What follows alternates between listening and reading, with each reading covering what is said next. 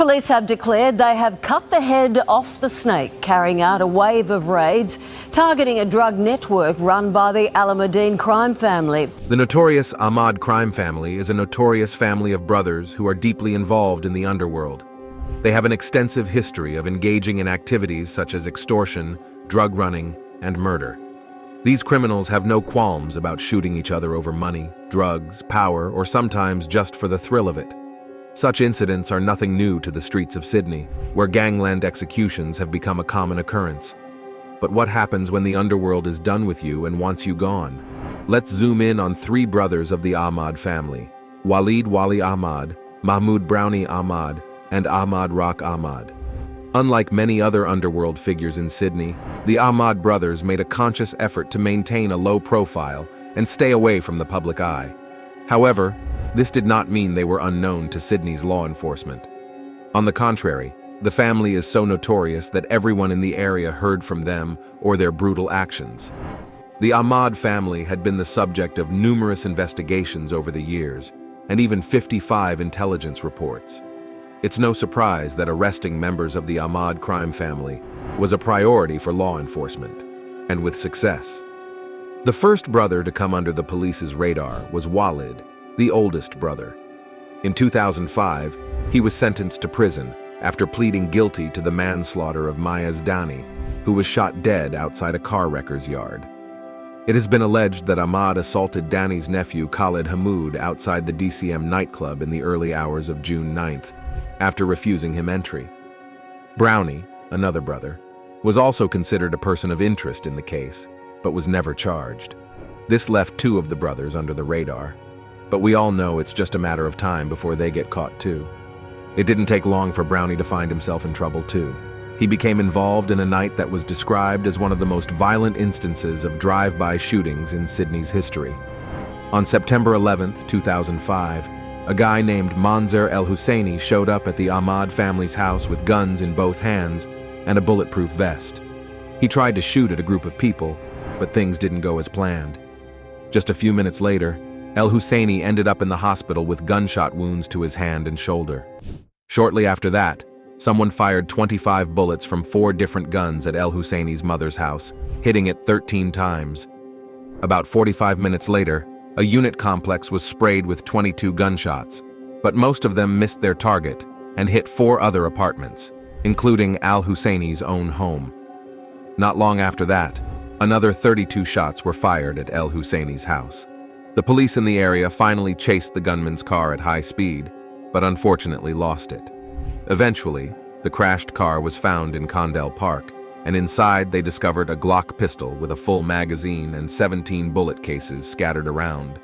They also found another Glock with a 30-bullet magazine thrown out during the chase, lying in a nearby gutter.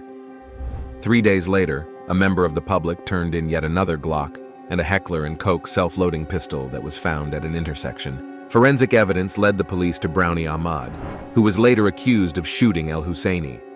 However, Brownie received a surprisingly lenient sentence of just a few years, which he counted out on his fingers before blowing a kiss to the detectives in the courtroom.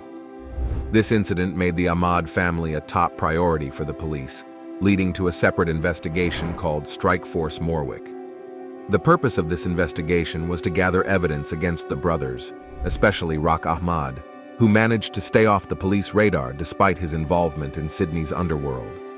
Rock's criminal record only consisted of minor offenses like common assault, drug possession, and witness intimidation. Strikeforce Morwick uncovered multiple drug runs and identified several managers and dealers, but unfortunately, no arrests or charges were made against the brothers. An officer involved in the investigation believed that the reason for the brothers' dominance was their unwavering support for each other, unlike other crime families in Sydney, who were known for backstabbing and plotting against one another. However, the lives of the Ahmad brothers were about to be shattered. On April 9, 2016, Safwan Sharbaji was fatally shot outside Wally's car body workshop in the industrial cul-de-sac at Condell Park, Sydney. That day, Sharbaji had gone to Wally's car wrecking yard with members of the Elmir criminal network, including Fawaz Elmir, who had recently been released from prison for a cocaine supply conviction. Fawaz's son Stephen and another unidentified relative were also present. Safwan Charbaji was related to the Elmir family through marriage, and it is believed that the Elmir family came to Wali's workplace to resolve a dispute over a $100,000 debt. Both Wali and Brownie, who were known for their violent and unpredictable nature in the underworld, were present that day. A meeting between two of Sydney's notorious criminal networks was bound to end in tragedy. The exact cause of the violent outburst is unclear, but Safwan Charbaji suffered gunshot wounds to the head and chest. The police reported that up to 5 guns were used in the shooting at Conwell Park. The murder of Safwan Charbaji had a ripple effect in the underworld, leading to the downfall of Wali and Brownie Ahmad. After the shooting, Brownie fled to Lebanon when it was revealed that he was wanted by the police.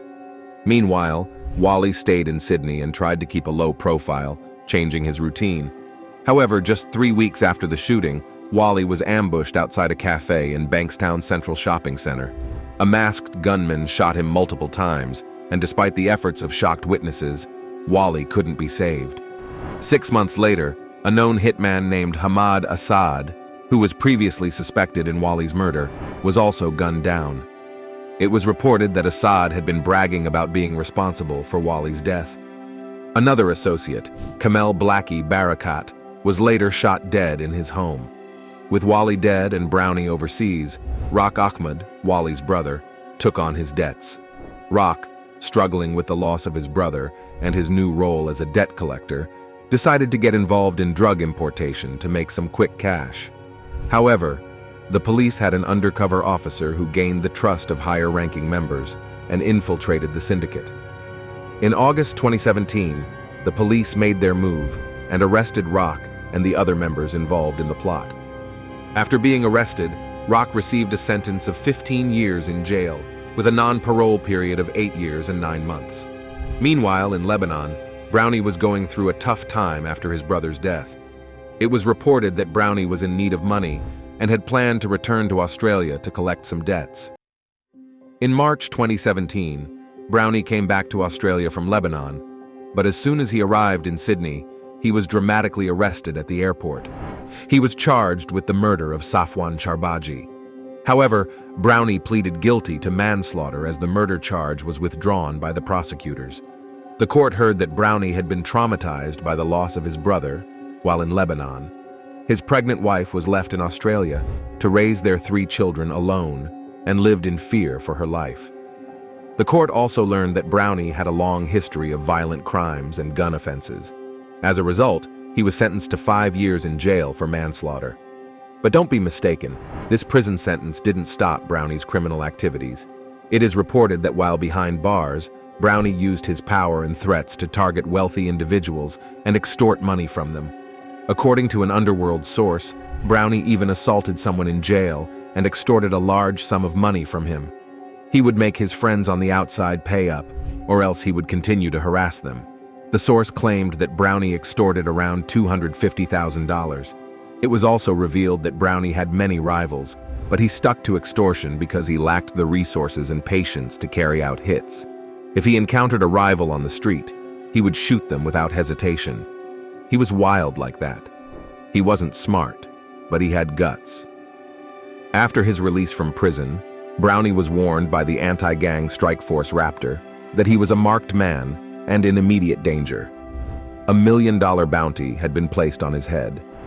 It was well known in criminal circles that there was a long-standing feud between the Ahmads and the Ahmad crime family.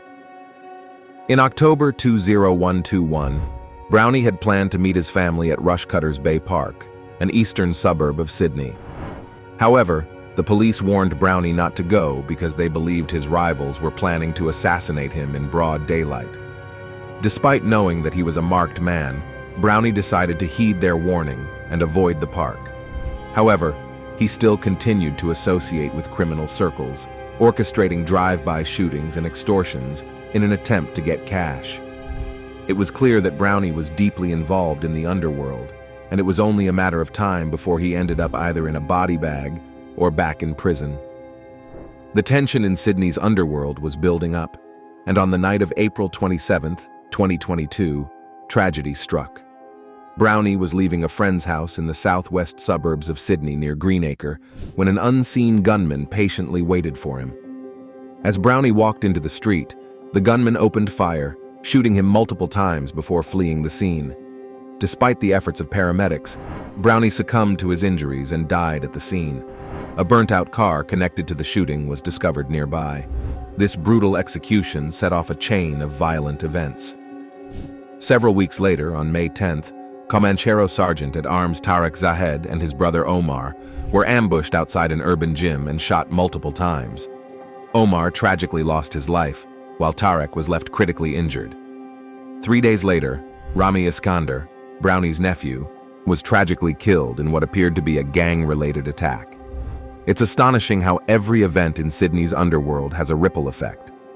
Strikeforce Raptor wasted no time and immediately began their investigations, leading to the arrest and charging of 6 individuals connected to Brownie Ahmad's murder. During the arrests, the police uncovered a sinister plot to assassinate another prominent figure in the underworld. It's disheartening to see that no matter how hard the police work, the criminal activities in the underworld persist. While the public is often only aware of the high-profile shootings and gruesome murders, the police reveal that there are countless unreported killings, kneecappings, and drive-by shootings that they successfully prevent. The amount of money involved in organized crime is staggering, and unfortunately, murder becomes a tragic consequence of it all.